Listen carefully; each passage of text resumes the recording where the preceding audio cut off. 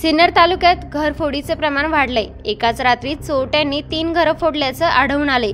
तालुक्यातील सदरवाडी रोडवरील शांतीनगरमध्ये अज्ञात चोरट्यांनी 3 घरे फोडली असून लाखोंचे दागिने आणि रोकड चोरून नेलेत।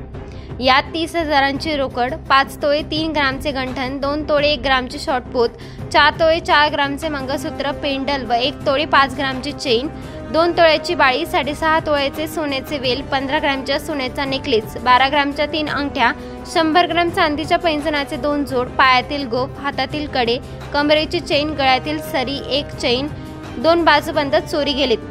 त्याचबरोबर इतर घरांमध्ये 15 ग्रामची पट्टी पोत, कानातील सोन्याचे टॉप्स, 15 ग्रामच्या 2 अंगठ्या, 8 ग्रामची पोत आणि 40,000ची रोकड गेली।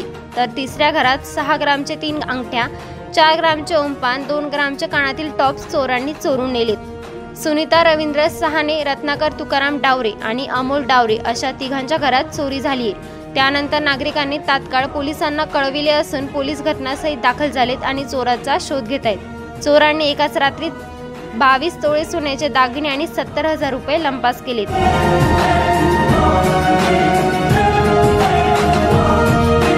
ब्युरो रिपोर्ट, सप्रेम मराठी।